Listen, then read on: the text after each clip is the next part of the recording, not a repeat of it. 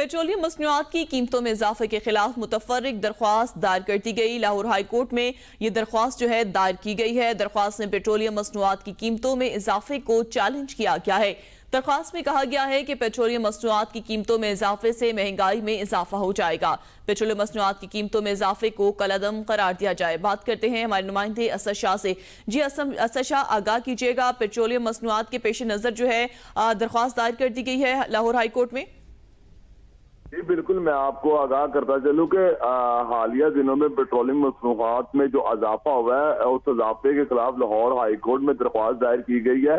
Petroleum मसनूआत की कीमतों में इजाफे के खिलाफ मुतफिक दरख्वास्त दायर की गई है। जुडिशल एक्टिविज्म पैनल ने पेट्रोलियम मसनूआत की कीमतों में इजाफे के खिलाफ दायर की है। दरख्वास्त में पेट्रोलियम मसनूआत की कीमतों में इजाफे को चैलेंज किया गया। आलमी मार्केट में पेट्रोलियम मसनूआत की कीमतों के मुकाबले में मुल्क में पेट्रोलियम मसनूआत की कीमतों में इजाफा कर दिया गया। दरख्वास्त गुजार ने मौक़िफ़ अख्तियार किया है कि पेट्रोलियम मसनूआत की कीमतों में इजाफे से महंगाई में इजाफा हो जाएगा और पेट्रोलियम मसनूआत की कीमतों में इजाफे को कालादम करार दिया जाए।